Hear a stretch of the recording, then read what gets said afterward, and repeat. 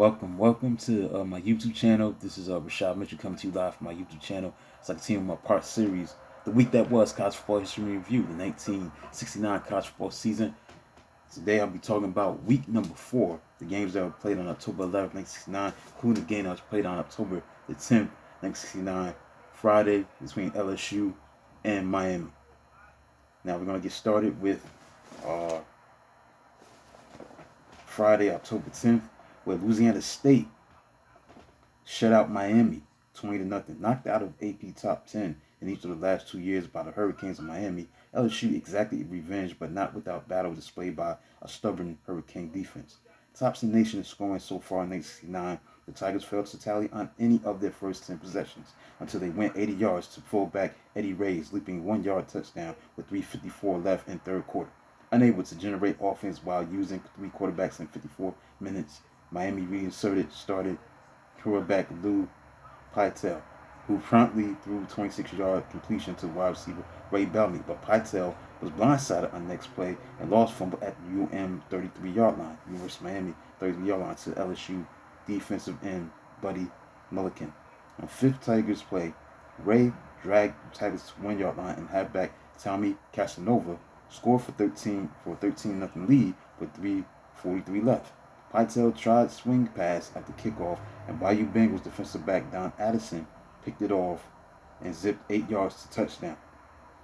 Notre Dame shut out Army by a score of 45-0.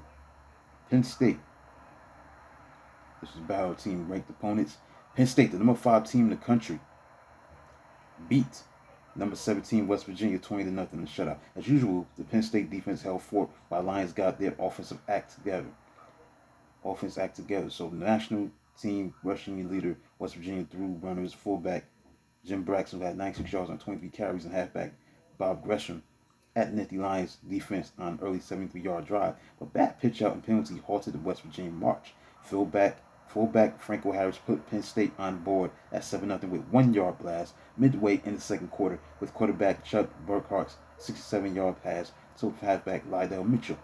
Halfback Mitchell and Charlie Pittman, back from injury, scored in the second half, and in their 23rd game in a row without a loss. The Lions' snarling defense picked off 4 interceptions to stifle the Mountaineers' attack. Syracuse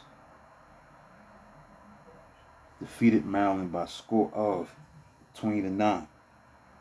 Vanderbilt upset number 13 Alabama 14-10. Future college coach, sophomore quarterback Watson Brown came off bench for Vanderbilt to end winning 92-yard drive in the fourth quarter with 11-yard touchdown pass to tight end Jim Cunningham in left corner of the end zone. Brown showed lures on winning drive with fellow Vandy sophomore quarterback Denny Painter, who masterminded most of vital charge downfield. Actually, upset was keyed on Commodore's limiting Alabama offense to 201 yards, while it stunningly cruised to 473 yards. Battle of Vanderbilt penalties and brilliant goal line stand by Bama prevented earlier clinching by Commodores. Crimson Tide earned 10-7 half advantage on third quarter 19-yard touchdown sweep by wide receiver George Ranger at the Vandy fumble possession away to Bama linebacker Wayne Rhodes. Shortly after the second half kickoff, Alabama appeared on schedule to take a 17-7 advantage when Doors defensive back Christy Hawk swipe pass by Tide quarterback Scott Hunter and dash 8 yards out of 8 end zone to launch a critical touchdown march. Now Painter fouled with 5, 18, 19, 17-yard completions and 4 and 11-yard runs before coach Bill Pace inserted Brown for clutch touchdown pitch. Next, Mississippi upset Georgia by a score of 25-17. Georgia was number 6 in the country in Jackson, Mississippi. Now, quarterback Archie Manning, who had walked off Birmingham Legion Field in tears of frustration on previous Saturday, this time majestically led his Never Say Die Rebels to victory over number 6 Georgia. Things started poorly for Manning. Bulldogs defensive end David McKnight picked off second pass of game and loped 34 yards to score. Ole Miss tight end Jim Poole who had 8 catches for 81 yards and a touchdown, capped the 17-play drive with a touchdown catch after Manning had launched an 88-yard trip by retreating inside his 5-yard line before finding wide receiver Floyd Franks for 29-yard completion. Interception by Mississippi safety Glenn Cannon. Pitch kicker Perry Lee came into position for a 29-yard field goal. A long-range sophomore bomber kicker Cloyce Hinton later nailed a 59-yard field goal. However, Georgia came to life for fullback Bruce Kemp's 4-yard touchdown blast late in the second quarter. Georgia defensive lineman Philip Russell knocked the ball loose from quarterback Shug Trumbull, the man's replacement, and kicker Jim McCullough 31-yard field goal up the Bulldogs' margin to a 17-13 lead. Manning returned to hit 2 passes before tailback Leon Phelps ripped 17 yards for touchdown in 1917 lead. Manning's fourth quarter touchdown bomb to wide receiver Riley Myers drilled final result, led by wingback tailback Dennis Hughes, and Georgia won the ground war 176 to 96 yards on the ground, but Ole Miss passed for 233 yards.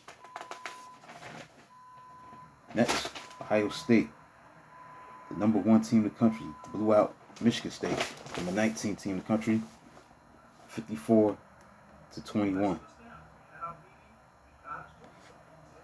54-21. Ohio State coach Woody Hayes may have fretted about Big Ten's archaic no repeat rule that created, in his words, lack of Rose Bowl incentive. But Buckeyes quarterback Rex Kern cheered the record crowd by accounting for 5 touchdowns, 3 by air. Halfback Larry Zelina added 73-yard punt return for a touchdown as Ohio State up this season, scoring average to 52 points.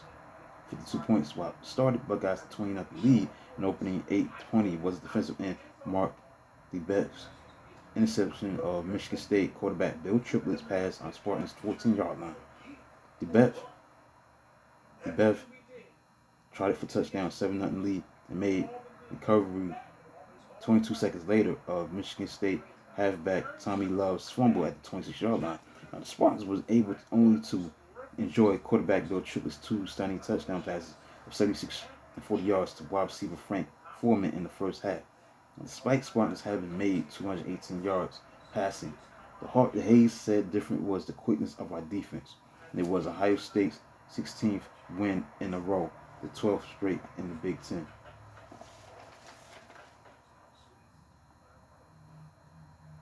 Michigan beat Purdue, the number 9 team in the country, by a score of 31-20. Surprisingly, Wolverines quarterback Don Moorhead more than matched Boilermakers counterpart quarterback Mike Phipps. Michigan marched to tailback Glenn Doherty's opening 6-yard touchdown run as tight end Jim Mandich had 10 catches for 156 yards, caught 3 of his 7 first quarter receptions on this drive. Phipps went over for a short touchdown and rolled out to hit tight end Ashley Bell with 6-yard touchdown as Boilermakers on a 14-14 tie 19 seconds before halftime. Defensive back Tom Curtis picked off Phipps, pass to set up center kicker Tim Killian's third quarter field goal, which gave Michigan lead for the good at 17-14. Then, just 2 plays after the kickoff, Phipps pulled away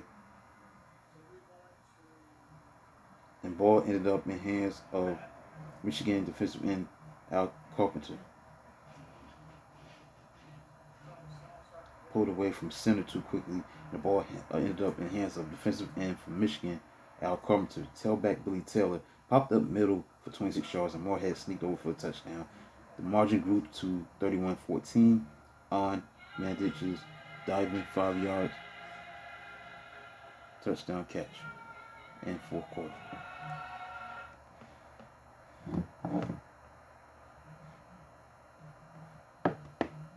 Next, Toledo beat Bowling Green 27-26. Next, Missouri, number 17 in the country, beat number 20 Nebraska 17-7. Nebraska chose rather early in the game that it would not be able to run much against a great Missouri defense, so its passing numbers made it look like more like 2004 than 1969. 19 of 42 for 232 yards, a touchdown, 2 interceptions. The Huskers' only touchdown came in the third quarter as tailback Jeff Kinney took short pass from quarterback Jerry Tagg, and Tigers defensive backs George Fountain, 9 tackles interception, then his pop simultaneously bounced off Kinney like black helmeted Billy Goats, according to St. Louis Post-Dispatch. Nebraska Kinney took off for a 77-yard touchdown to bring Big Red's deficit to 14-7. So in the first half, Missouri, which wouldn't succeed often with its passing, still had enjoyed quarterback Terry McMillan's fortuitous pair of touchdown connections, 69-yard run to Sweet's wide receiver Mel Gray on game's second play, an 8-yard rifle shot to tight end Tom Sherrock with 7 seconds left before halftime. Fountain made up for his tackling Babu by coming from nowhere to tip away short touchdown pass from hands of Huskers halfback Larry Frost. The pass was thrown by sub quarterback Van Brownson early in the fourth quarter. When Nebraska touchdown, we could have jumped it back into attention at 17-14. Now, next game, we got Texas, number 2 team in the country, beat number 8 Oklahoma. Met by 2 top 10 teams. Texas won 27-17. Texas, number 2 in the country, beat number 8 Oklahoma by a score of 27-17. Tailback Steve Owens had 123 yards on 30 carries. That's keyed early 14-0. Sooners uprising by scoring on a 7-yard run in first quarter. The Texas option run attack shut down Texas dormant pass offense was unlimited in 4 straight win over Oklahoma. Although interceptions led to 10 Sooners points, Longhorn quarterback James Street and wide receiver Cotton Spawer collaborated on 8 passes. Spawer caught 24-yard touchdown to have second 2 touchdown deficit in the first quarter, and his reception set up Happy Fella's third quarter go-ahead field goal as 20-17. Texas star offensive tackle Bob McCabe recovered punt fumble by defensive back Glenn King at Sooner 23-yard line with 6:25 to play. Steer fullback Steve Worcester scored 5 plays later to ice it. Next, Utah beat Arizona State by a score of 24-23. And finally, number 4, Southern California beat number 16 Stanford 26-24. Quarterback Jim Plunkett whipped 2 touchdown passes to give the Stanford Cardinal a 12-0 advantage in the second quarter, although extra point failure of kick and 2-point pass will linger like smog over the Indians. Southern California defensive back Tyrone Hudson sped 57 yards for an interception for a touchdown that created a 14-12 halftime edge. Number 4 Trojans led again 2015 at the end of the third quarter after tight end Gary Mullins caught a 19-yard touchdown pass from quarterback Jimmy Jones. Indians regained margin at 21-20 as running back Bubba Brown crashed over for third touchdown after 30-yard pass interference penalty was called on USC linebacker John Young.